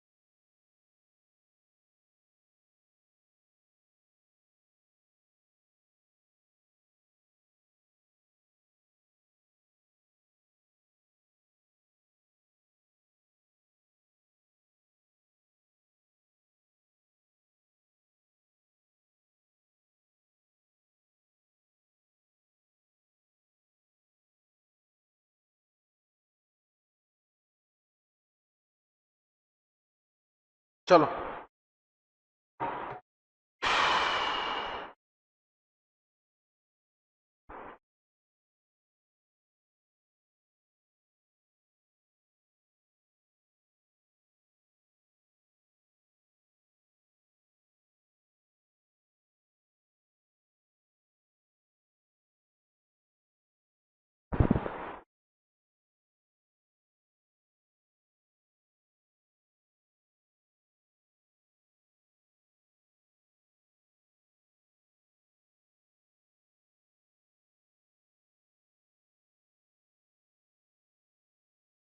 क्लियर हो गया? चलो देखते हैं, एक डायग्राम बन गया सबका। सलोनी, पूनम, इधर चेल्सी, ये सब लिख लिया? अगली वाली स्लाइड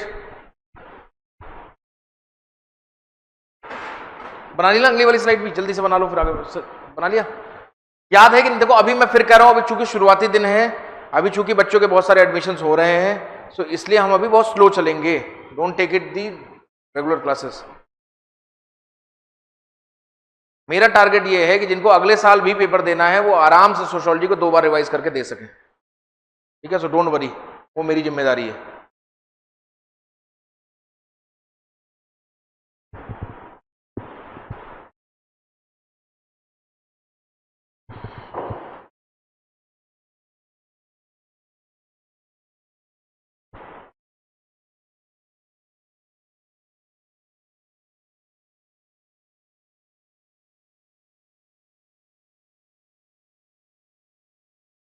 चलें आगे बढ़े बेटा, समझाएं?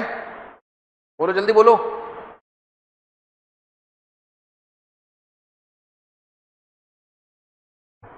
चलो देखो इधर, ठीक है? बस देखो,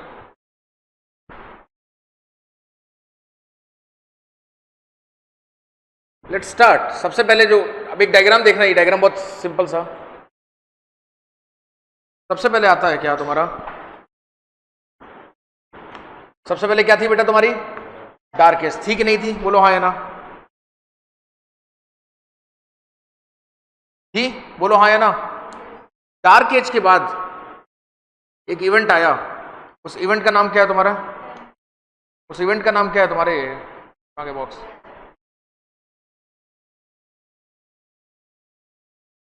इवेंट का नाम है तुम्हारे, अगर देखा जाए तो,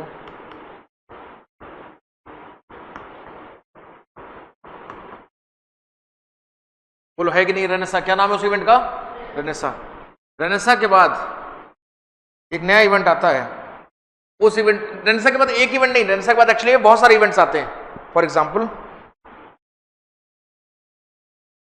अगर मैं बताऊं तुम्हें, जैसे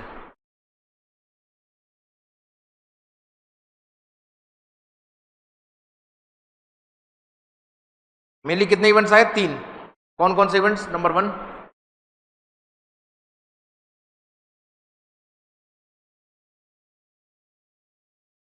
ठीक, number 1 is scientific revolution. Number 2 industrial revolution, and last one is French revolution. Clear हुआ नहीं हुआ? अब इन सब की वजह से एक इवेंट होता है बहुत बड़ा, जिस इवेंट को हम लोग बोलते हैं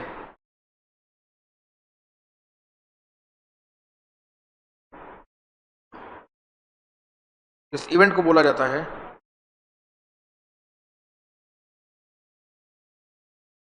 इवेंट को बोलते हैं हम लोग क्या? मॉडर्निटी। क्या बोलते हैं बेटा?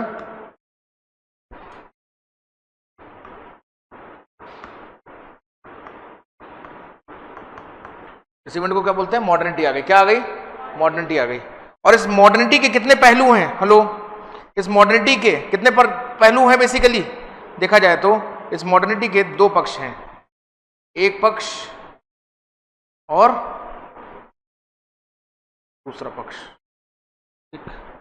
जो एक पक्ष है पहला वाला, वो मॉडर्निटी को क्या कर रहा है? सेलिब्रेट कर रहा है, और दूसरा वाला पक्ष मॉडर्निटी को क्रिटिसाइज कर रहा है। ये क्या कर रहा है? मॉडर्निटी को सेलिब्रेट कर रहे हैं, और ये मॉडर्निटी को क्रिटिसाइज कर रहे हैं। और इन दोनों ने जो भी बातें करी, इन दोनों थिंकर्स ने, जो क्रिटिसाइज कर रहे हैं और जो लोग सेलिब्रेट कर रहे हैं, इन थिंकर्स ने जो भी बातें करी, इन दोनों की वजह से ही एक नए सब्जेक्ट का ओरिजिन हुआ, विच इज कॉल्ड एज, बात समझ नहीं है?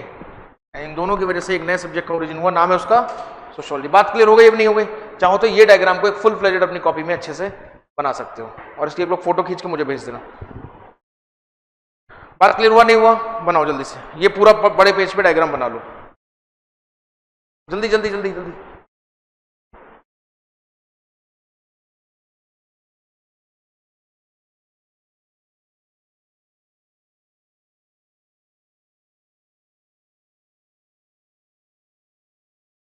अभी दिलवा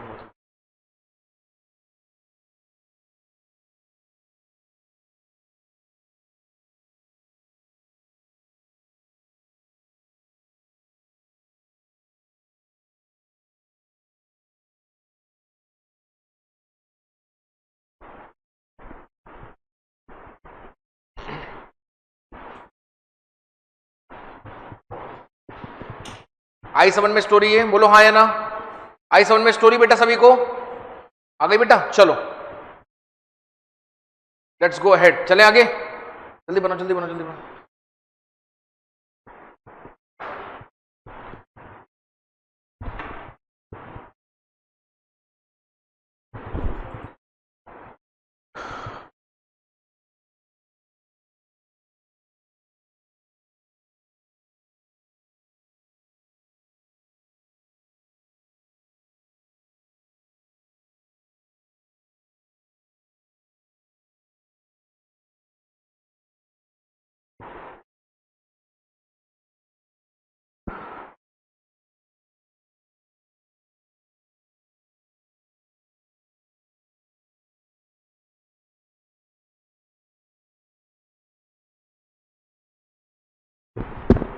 और चाहो तो यहां पे लिख सकते हो, अगर तुम कहां पे गए, यहां पे एक और बॉक्स चाहो तो डाल सकते हो ये बीच में, उसको उस पीरियड को बोलते हैं हम लोग, अगर डालना चाहो तो।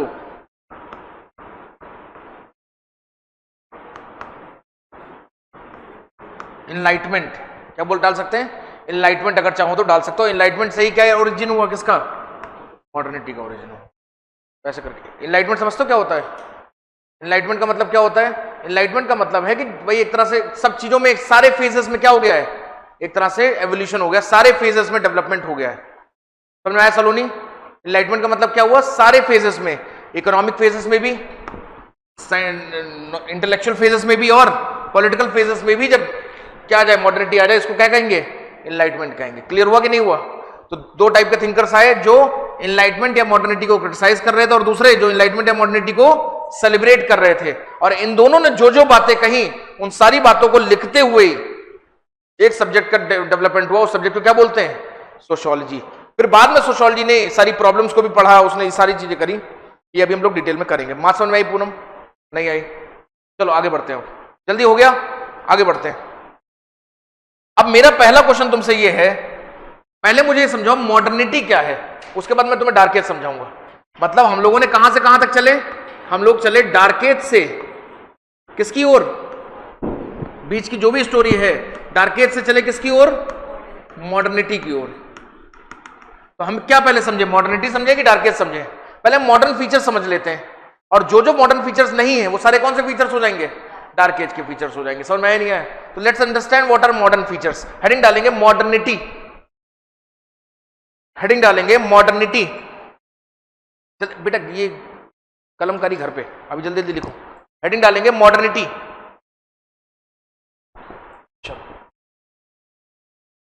हमारे सर जिनसे मैंने पढ़ा, कभी अब तुम लोग एक बहुत बड़े थिंकर का नाम सुनोगे, जिनका नाम है आंद्रे बेते, कभी गूगल पे डालना,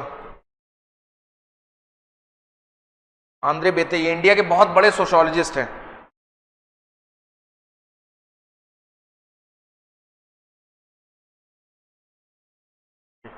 ये जो भाई साहब है ना, आंद्रे बेते साहब, ये इंडिया के बहुत बड़े सोशियोलॉजिस्ट हैं। And I have been very fortunate enough कि इनकी लेगेसी में मैंने पढ़ाई करी है। ठीक है, तो इसीलिए मैं कह रहा हूँ जितना करा रहा हूँ, यूपीएससी ऐसे निकल जाएगा उससे बहुत आराम से। और तुम्हारा तो आरएस में भी आता है ये सोशियोलॉजी जैसे सब्जेक्ट, तो वहाँ पे भी बहुत बेनिफिट, आरएस का पूरा पूरा सब्जेक्ट है सोशियोलॉजी, तो वहाँ पे भी बेनिफिट करेगा।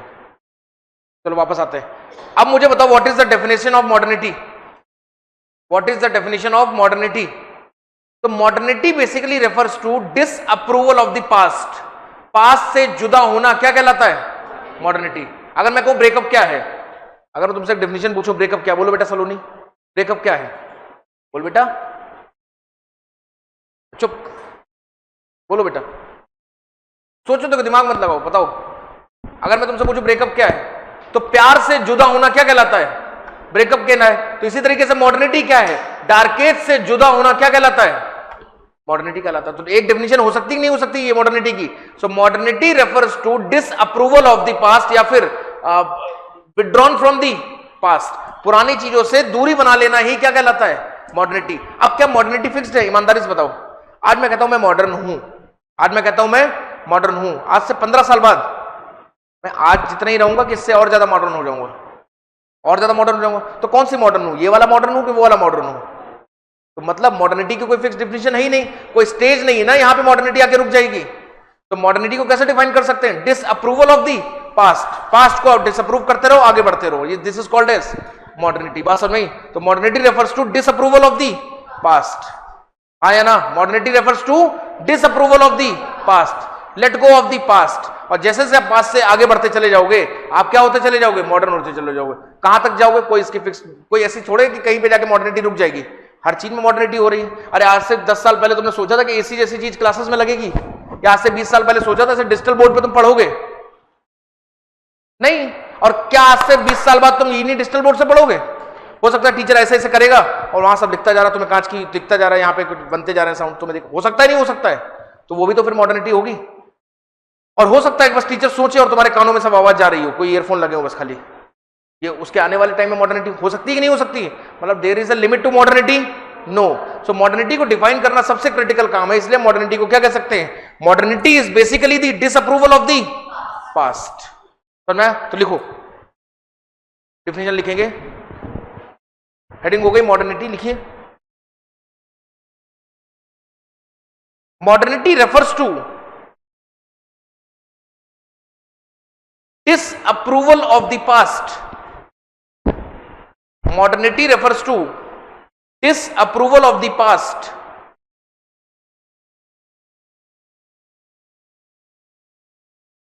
ठीक? और breaking away from the past. Modernity refers to disapproval of the past और breaking away from the past. अरे बोलो, आ रहा है समझ में? Modernity refers to disapproval of the past और breaking away from the past, full stop. आगे लिखिए, after various events, paragraph change करके, after various events like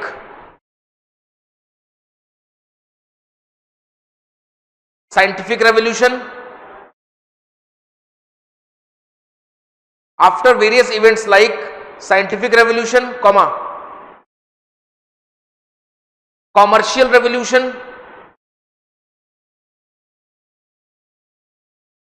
comma, इसी को इंडस्ट्रियल रेवोल्यूशन भी बोल सकते हैं, comma, industrial revolution,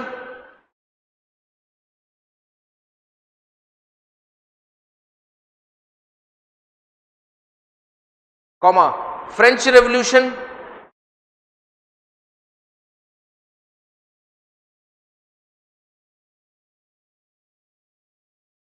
the, after इन सब रेवोल्यूशन के बाद the changes were seen in all the sphere, the changes were seen, the changes were seen, Praveen समझ में आ रहा है बेटा? The changes were seen in all the spheres, the changes were seen in all the, hello, in all the spheres. कौन कौन से spheres की बात कर रहा हूं? इकोनॉमिक, पॉलिटिकल, इंटेलेक्चुअल एक्सेट्रा, लिख लो। In all the spheres like, in all these spheres like political, economic, social, etc. ठीक है, समझ में आया नहीं है? This stage is referred to as, अरे बोलो हाँ या ना? This stage, नहीं बोलोगे तो बर्बाद हो जाओगे। This stage is referred to as period of enlightenment। समझ में आया बेटा? This stage is referred to as period of enlightenment। लिख लिया पैराग्राफ चेंज करके? Period of enlightenment, period of enlightenment, and this enlightenment is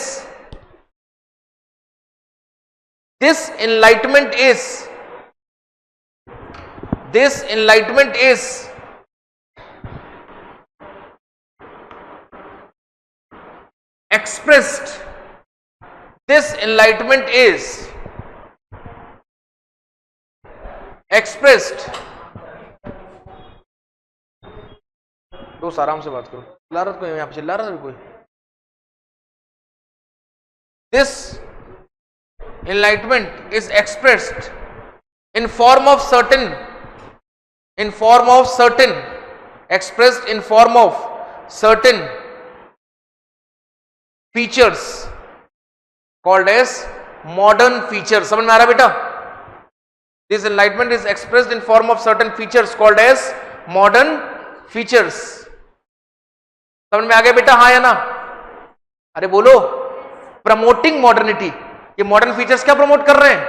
promoting modernity. अरे तुम modern हो ये बात कैसे पता चलेगी मुझे? हेलो, आज मॉडर्निटी है ये बात कैसे पता चलेगी? तुम्हारे अंदर कुछ मॉडर्न फीचर्स होंगे. देखो एप्पल की घड़ी पहने घूम रही है, ठीक है? अरे कोई भी है, मान लो एप्पल की घड़ी पहने हुए, लेट से बढ़िया पेंसिल लिख रही है, बाल वाल काट के आई है, चश्मा लगाए, ये क्या है? मॉडर्न फीचर्स है. नहीं, जेब में फोन है, ये मॉडर्न फीचर्स है. अपने राइट्स के लिए घर वालों से लड़ सकती है कि नहीं लड़ सकती है? अकेले ट्रैवल कर सकती है कि नहीं कर सकती है? मॉडर्न फीचर्स है कि नहीं है?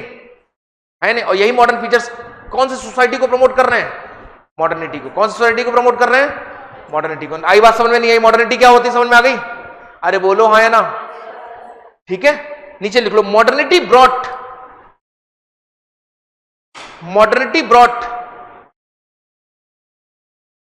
वेरियस. अरे मेरी बातें अगर समझ में आ रही है तो बोलो हाँ, नहीं तो बोलो ना. हाँ कि ना? हाँ. Modernity brought various positive as well as modernity brought various positive as well as negative impacts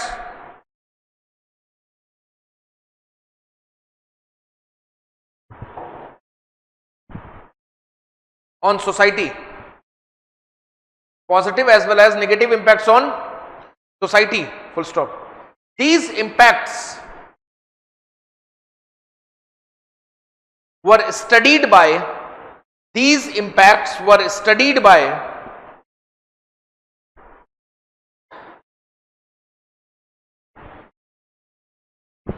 बोलो बेटा, these impacts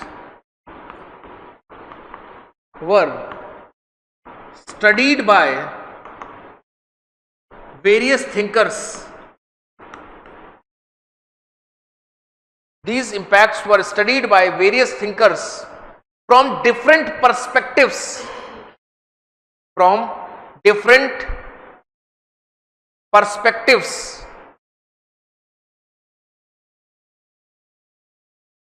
ठीक?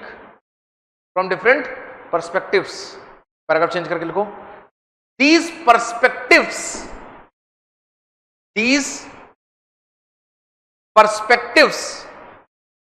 पर्सपेक्टिव में समझ में आ रहा है बेटा?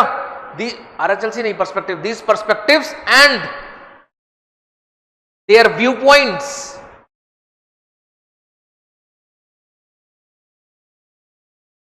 These perspectives and their viewpoints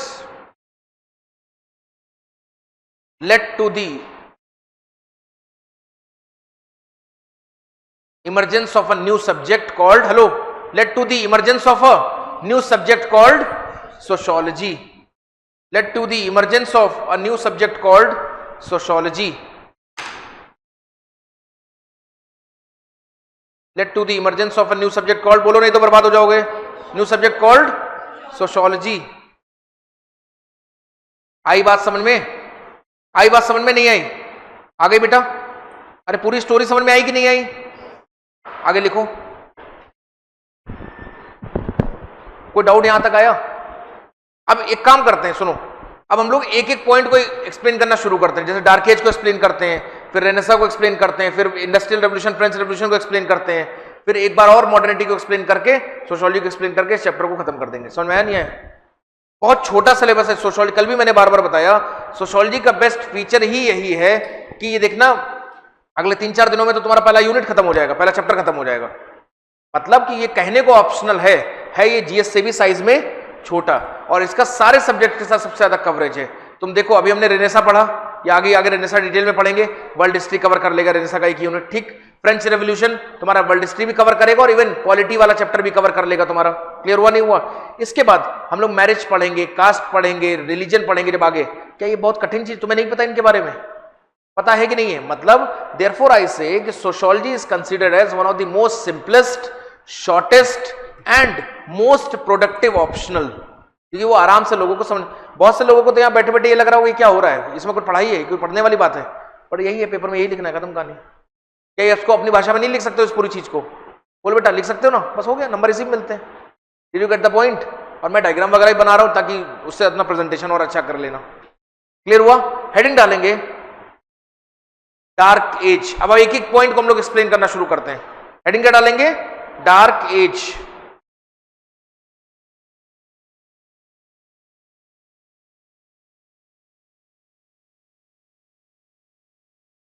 dark age. चलो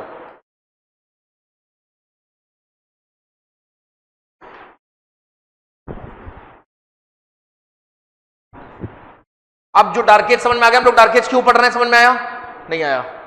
कॉलोनी दीदी आया कि नहीं आया? चलो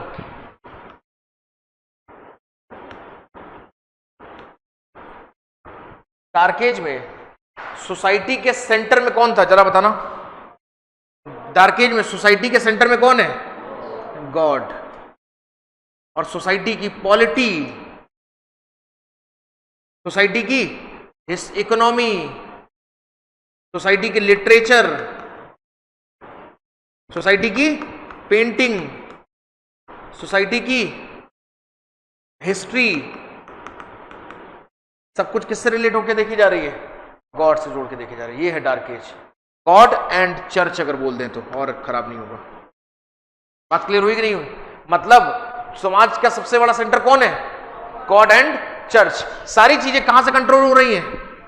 गॉड और चर्च कंट्रोल कर रहे हैं, ऐसा माना जाता है। चर्च किसके बिहाफ पे कंट्रोल कर रही है? गॉड के बिहाफ पे कंट्रोल कर रही है। मतलब इंडिविजुअल चॉइस है कि नहीं है? हेलो, इंडिविजुअल चॉइस है क्या? नहीं है। प्लीज समझना। क्या प्राइवेट प्रॉपर्टी है क्या? प्राइवेट, देखो मैं लिख के और वैसे समझाने वाला मास्टर नहीं हुआ, फ्लो चार्ट से समझाता हूं चीजें, शायद मुझे लगता है इससे ज्यादा समझ में आता है। क्या कहते हो? प्राइवेट प्रॉपर्टी, प्राइवेट प्रॉपर्टी है क्या? नहीं है। आगे आगे बताओ। एक्सप्लॉयटेशन है क्या? हाँ है ना। लग्जरी लाइफ की कामना नहीं है। समझ में आया नहीं आया? लग्जरी लाइफ की कामना है नहीं। क्या लोग अपना दिमाग लगाते हैं? क्या लोगों के लिए इकोनॉमी एज अ प्रायोरिटी है? इकोनॉमी एज अ प्रायोरिटी है क्या? नहीं है। बात क्लियर हो गया नहीं हो गया? ये है पूरी डार्क एज। ये है पूरी डार्क एज। मतलब totally and totally concentrated upon God. ये वाला डायग्राम बना लो, फिर मैं एक डेफिनेशन लिखा दूं तुम लोग को। प्रवीण समझ में आ रहा है बेटा? अगर आ रहा है तो बोलो हाँ।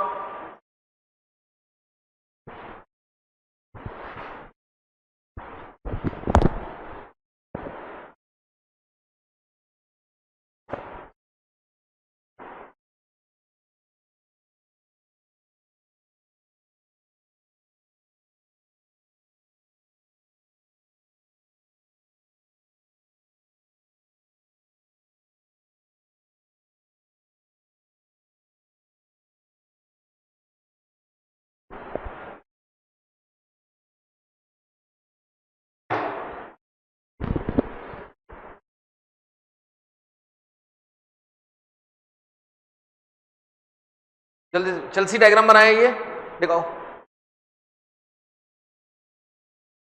ये बाहर वाला सब लिख लिया पूरा डायग्राम? पूरा बना लिया बेटा तुम लोगों ने? जल्दी सारे पॉइंट लिख लेना।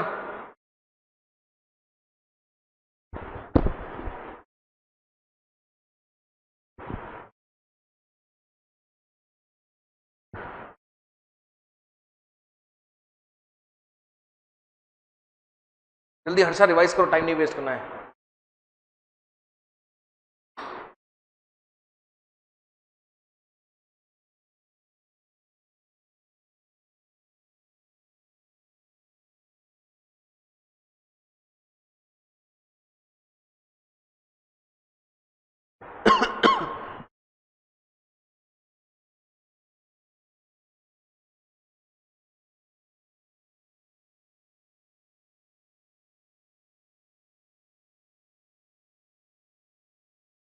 चलो लिखिए, dark age represents, dark age represents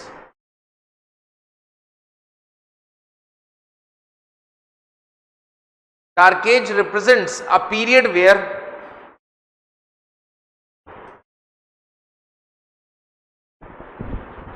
dark age represents a period where God or church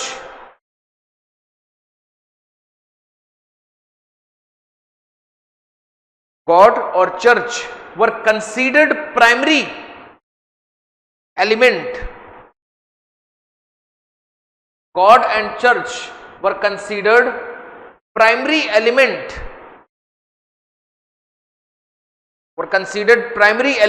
in the political, अरे जल्दी जल्दी जल्दी, were considered primary element in the political, social, technological,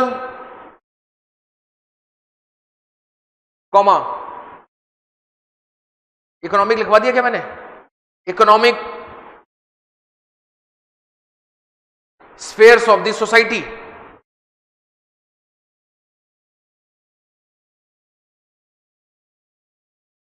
full stop. Paragraph change करके लिखिए, this period was characterized by, इस period में क्या क्या था देखो बेटा इधर, this period was characterized by feudal mindset. क्या होता है समझाऊंगा, 2 मिनट रुक जाना, लिख लेना खाली. feudal mindset, patriarchy. This period was characterized by feudal mindset, patriarchy. लिख लिया? हाँ है ना? Logic ignorance. सही बात है कि नहीं सही बात है? अरे बोलो. लॉजिक इग्नोरेंस and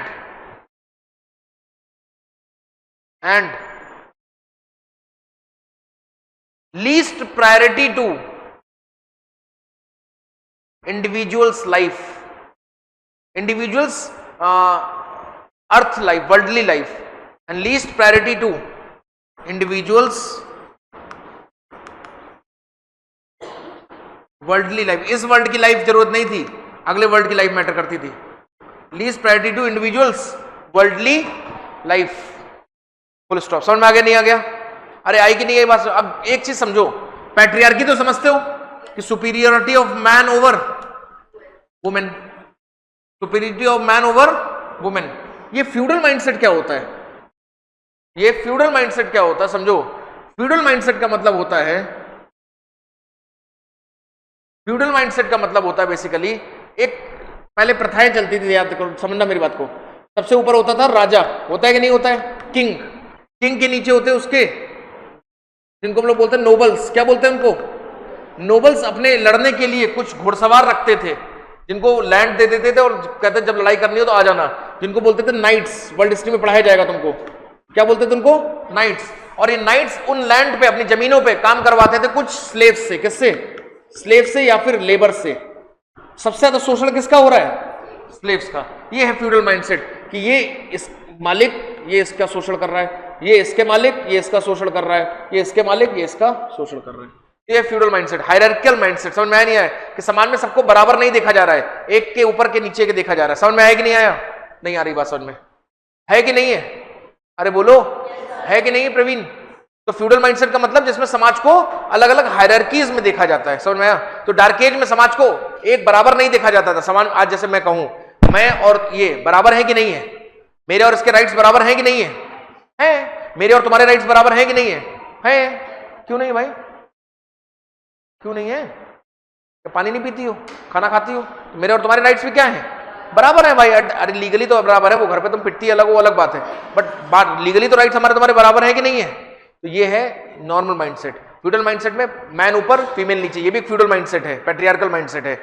ऊपर किंग, उसके नीचे नोबल्स, उसके नीचे नाइट्स और उसके नीचे स्लेव्स. ये भी एक फ्यूडल माइंडसेट है कि समाज को पूरा हायरार्की में तोड़ के देखा जाता है.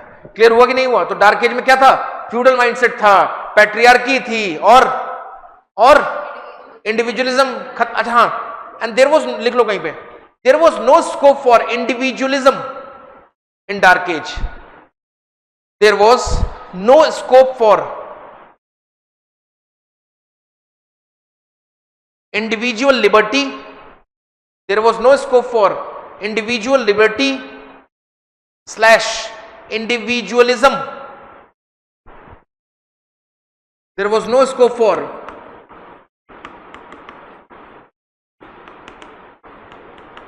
individual liberty slash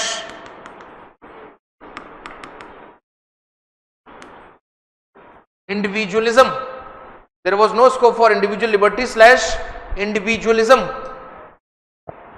in dark age society, in dark age society। और dark age society को एक और नाम से जानते हैं, ध्यान रखना, इसको हम लोग बोल सकते हैं एक और नाम, ट्रेडिशनल सोसाइटी।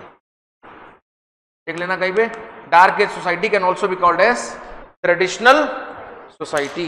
आई बात समझ में? आई बात समझ में कि नहीं आई बेटा? हाँ या ना? चलो, कोई डाउट यहां तक? कोई डाउट बेटा यहां तक? Dark age society was also known as traditional society. Class कितने बजे से तुम लोग की? 2 बजे से? ठीक, तुम्हारी भी 2 बजे से सबकी? तुम्हारी कितने बजे प्रवीण? नहीं है, लिखो अभी। अब देखो डार्क एज हो गया, डार्क एज के बाद क्या आया था तुम बताओगे मुझे? रेनेसा। क्या आया था? रेनेसा। तो हेडिंग डालेंगे रेनेसा, बड़ी बड़ी हेडिंग डालिए रेनेसा।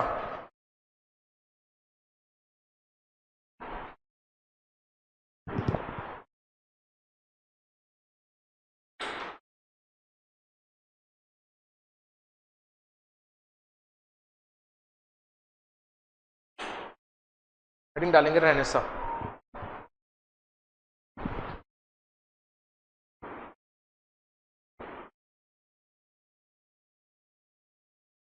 चलो, डायग्राम जो बना रहा हूं प्लीज बनाते रहना, बहुत जरूरी है। बताओ बेटा रेनेसा क्या है? अभी समझाया था मैंने, बताओ।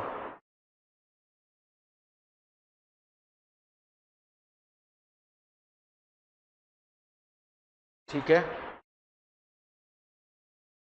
ठीक, ये इंपॉर्टेंट है, शाबाश, ठीक, शाबाश। मतलब बच्चे ने जो कहा कि सर डार्क एज में सेंटर में कौन था समाज के? गॉड।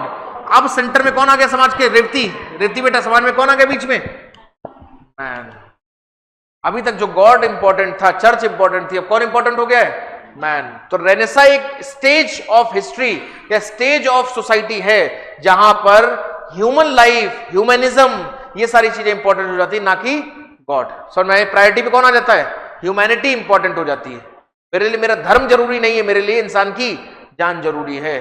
मैं जब ये बोलने लगूं कि हिंदू हो या मुस्लिम खून तो लाल होता है, तो मैं किस तरफ जा रहा हूं? मैं रेनेसा की तरफ जा रहा हूं। और जब मैं कहूं कि हिंदू अलग है मुस्लिम अलग, तो मैं किस तरफ जा रहा हूं? डार्क एज की तरफ जा रहा हूं। समझ में आया कि नहीं आया? आई बात समझ में चाचा?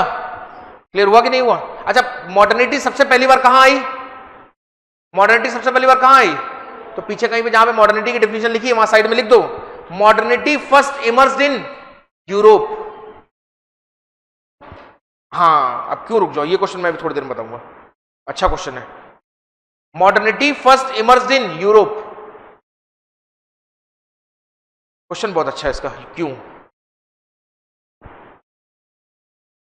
अब देखो ये क्वेश्चन सुनना बेटा, हेलो इधर देखना, जब इसका पहले क्वेश्चन का आंसर देता हूं। इस बच्चे ने क्वेश्चन पूछा कि सर मॉडर्निटी पहली यूरोप में ही क्यों आई? अच्छा ये बताओ, मॉडर्निटी किसका प्रोडक्ट है? मॉडर्निटी किसका प्रोडक्ट है? Scientific revolution, industrial revolution and French revolution का प्रोडक्ट है कि नहीं है? और ये तीनों चीजें सबसे पहली बार कहां आई? यूरोप में। आपको क्यों? पूछो क्यों? क्यों? ये तुमने वर्ल्ड हिस्ट्री पढ़ी है? सही से बताओ। तो तुम्हारे मास्टर साहब ने पढ़ाया होगा, why did industrial revolution first occurred in Europe, या फिर ब्रिटेन। पढ़ाया था नहीं पढ़ाया था? पढ़ाया था, इसलिए क्योंकि इंडस्ट्रियल रेवोल्यूशन सबसे पहले कहां आया? ब्रिटेन में आया, या फिर अगर हम कहें तो पूरे यूरोप में आया। क्यों? रीजन, उसके पीछे रीजन है कि ब्रिटेन या यूरोप में, पूरे यूरोप की अगर हम बात करें, वहां पे एक सिस्टम था, क्या नाम है? Feudal system. कौन सिस्टम था? Feudal system. फ्यूडल सिस्टम भी मैंने बताया ना, याद आ रहा है? याद आ रहा है? ये फ्यूडल सिस्टम सबसे पहली बार वहीं पे टूटा था। सबसे पहली बार कहां कमजोर हुआ था? यूरोप में ही कमजोर हुआ था। इसलिए यूरोप में जब फ्यूडल सिस्टम कमजोर हुआ, लोग अवेयर होने लगे, लोग अवेयर होने लगे, और scientific revolution, industrial revolution, French revolution आया। आप कहोगे फ्यूडल सिस्टम यहां क्यों टूटा? पूछो क्यों? पूछो बेटा क्यों? क्योंकि यहीं पे कुछ फिलोसफर्स जैसे कि लियोनार्डो दा विंची, पेंटर्स, यहीं पे कुछ फिलोसफर्स जैसे कि कॉपरनिकस, यहीं पे मार्टिन लूथर जिन्होंने रिफॉर्मेशन दिया था, याद आ रहा है, यहीं पे मार्टिन लूथर जैसे लोग पैदा हुए। अब पूछो क्यों, उसका जवाब मेरे पास। आप समझ में आई पूरी स्टोरी? पूरी समझ में नहीं आई? आई पूरी समझ में बेटा? नहीं आई? ठीक, चलो आगे बढ़ते हैं। रेनेसा, तो मॉडर्निटी सबसे पहली बार कहां है? यूरोप में। पूरा समझ, क्योंकि पीछे वाली सारी चीजें, मॉडर्निटी तो रिजल्ट है, जो पीछे की चीजें हो रही हैं वो सब यूरोप में ही पहले हो रही हैं, इसलिए मॉडर्निटी सबसे पहली बार यूरोप में आई। और इसीलिए मॉडर्निटी चूंकि पहली बार यूरोप में आई, इसीलिए सोशियोलॉजी पहली बार कहां जन्म लिया? सोशियोलॉजी ने यूरोप में। बात समझ में ही नहीं आई? ओरिजिन ऑफ सोशियोलॉजी कहां है? यूरोप में। क्यों? पूछो क्यों, पूछ बेटा पूछो क्यों? क्योंकि सोशियोलॉजी यूरोप में क्यों आई? बिकॉज मॉडर्निटी यूरोप में आई। और मॉडर्निटी से जुड़े गाली, अच्छी और बुराई चीजों को डिस्कस करते तो सोशियोलॉजी पैदा हुई। तो कहां डिस्कशन हुआ होगा? मॉडर्निटी पे सबसे पहली बार यूरोप में। और मॉडर्निटी यूरोप में क्यों आई? बिकॉज सबसे पहली बार industrial revolution, scientific revolution, French revolution कहां हुआ? यूरोप में हुआ। अब ये यूरोप में क्यों हुआ? बिकॉज फ्यूडल स्ट्रक्चर सबसे पहली बार कहां गिरे होंगे? यूरोप में। क्यों? बिकॉज कुछ लोग, कुछ थिंकर सबसे पहली बार कहां पैदा हुए होंगे? अब आया, अब बोलो क्यों? आया समझ में? अब तो क्लियर हो गया? नहीं हुआ? दीदी आया समझ में? चलो, God centric society got converted into man centric society. अब रेनेसा में यही फीचर है। रेनेसा का फीचर क्या है?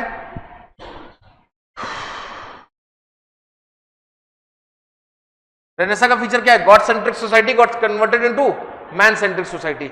हर चीज में, अब इकोनॉमी में, पॉलिटी में, लाइफ में, कहा जाए कि हर चीज में कौन इंपॉर्टेंट हो गया है? मैन इंपॉर्टेंट हो गया। लिख लो, लिख लो। Renaissance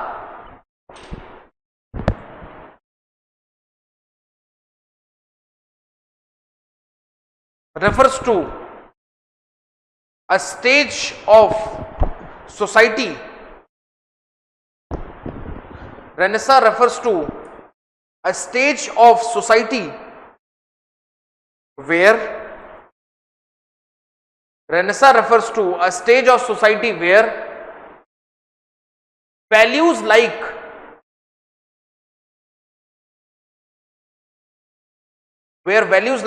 humanism, comma, where values like humanism, comma, humanity, values like humanism, comma, humanity, comma, logic, comma, rationality। दोबारा बोला पूरा स्टेटमेंट, में भूल गया क्या बोल रहा था मैं। दोबारा पूरा स्टेटमेंट पढ़ो बेटा जरा। Renaissance refers to a stage in society where like dominates। ऐसा नहीं है कि दूसरी वैल्यूज नहीं होंगी, हेलो, ऐसा नहीं है कि दूसरी वैल्यूज नहीं होंगी, पर ये वाली वैल्यूज क्या करेंगी बेटा? वहां पे डोमिनेट करेंगी। Dominates, full stop.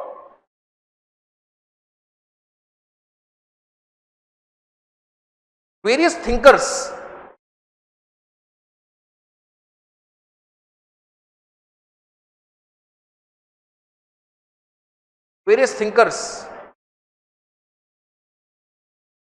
criticize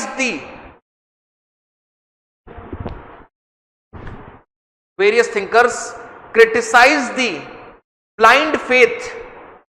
अरे बोलो हाँ या ना? Various thinkers criticize the blind faith in church and suggested a new way of life,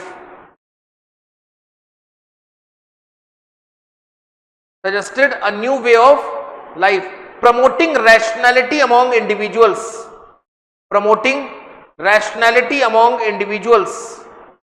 अरे रेती, सोशियोलॉजी कठिन लग रहा है आसान लग रहा है? ईमानदारी से बताओ। सिंपल है, और यही है, ये सबसे कठिन चैप्टर है, इसके बाद सब आसानी आसान है। Promoting rationality among individuals. Clear हो गया? Full stop. These thinkers are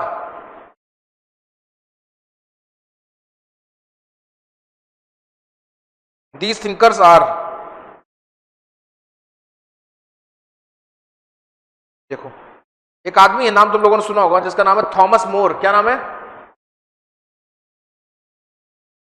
क्या हो रहा है मेरे फोन को?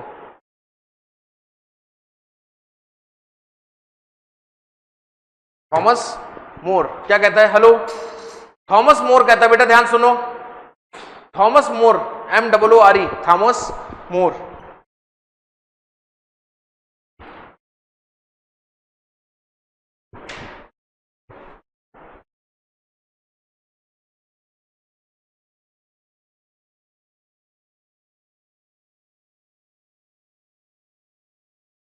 ये थॉमस मोर, ठीक है। ये आदमी था, क्या नाम था इसका? Thomas More. और ये आदमी बड़ी अच्छी बात कहता है, देखो 1779 में पैदा हुआ था। क्या बात कहता है? ये कहता है having faith on church is not bad, but having blind faith on church is completely bad. पर मैं नहीं है कह रहा फेथ, चर्च के ऊपर फेथ होना खराब नहीं है, बट ब्लाइंड फेथ होना खराब है। तो नंबर 1 लिखो। Thomas more who was an Irish, Ireland का था basically, Irish writer,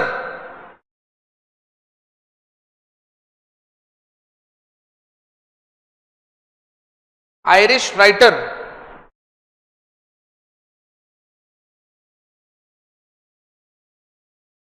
advocated that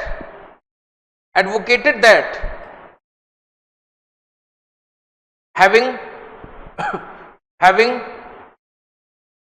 advocated that having faith on church is not bad. Having faith on church is not bad. Rather, blind faith is bad. समझ में आया नहीं आया? अरे बोलो आया कि नहीं आया? Rather, blind faith is bad. He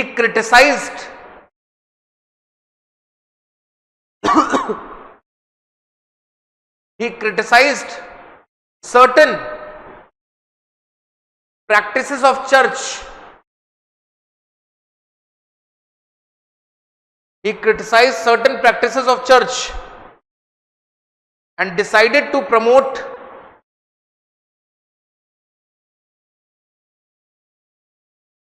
rationality.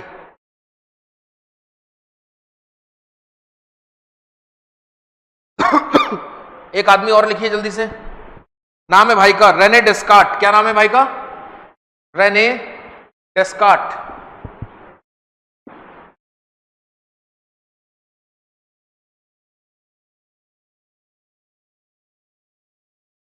देख रहा बेटा, ये है रेने डेस्कार्ट। क्या नाम है चिंटू का? रेने डेस्कार्ट। कितनी बढ़िया बात कहता है, आई think therefore I am. I think therefore I M मतलब क्या कह रहा है? मैं सोचता हूं इसलिए मेरा वजूद है। ये जो अंधे लोग बैठे हो, जो कुछ नहीं सोचते हैं, आंख बंद करके चर्च को फॉलो कर रहे हैं, तुम लोग जिंदा होते हुए भी क्या हो? मर्दा हो, मरे हुए हो। आई थिंक देयरफॉर आई एम आदमी के अंदर क्या प्रमोट करने की कोशिश कर रहा है? ये लॉजिक। तो लिख लो क्वेश्चनिंग, तो लिख लो रेने डेस्कार्ट। नाम क्या भाई का? क्या लिखा है ये नाम? ये Rene Descartes, Rene Descartes. His famous slogan क्या रहा है इनका famous slogan? I think therefore I, hello, I think therefore I am. I think therefore I am. बिटिया देखो लिखा हुआ है ये, I think therefore I am. I think therefore I am, ठीक है। इस famous slogan I think therefore I am, think के आगे कॉमा लगा लेना। I think therefore I am claims the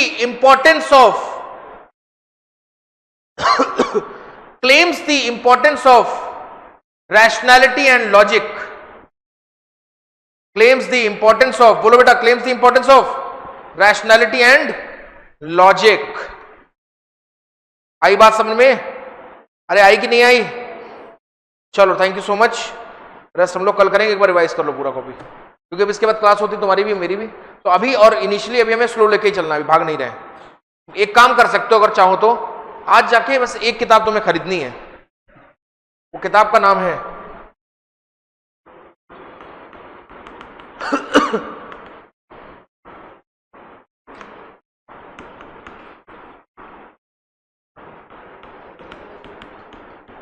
ये रीसेंट एडिशन लेना जो लास्ट वाला आया हो, ठीक है, Chronicle IAS mains PYQ sociology solved वाली, क्रॉनिकल आईएएस की प्रीवियस ईयर क्वेश्चन की किताब पे है एक सॉल्व्ड वाली।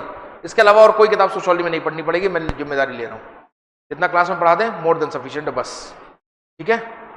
एनसीईआरटी अगर चाहो तो क्लास 11th और 12th की पढ़ सकते हो, वो तुम्हारे ऊपर है एक्स्ट्रा, लेकिन वो मैं कह रहा हूं अभी मत पढ़ना, पहले let me complete something, let me complete at least 20-25%, तब एनसीईआरटी उठाना, तब समझ में आएगी।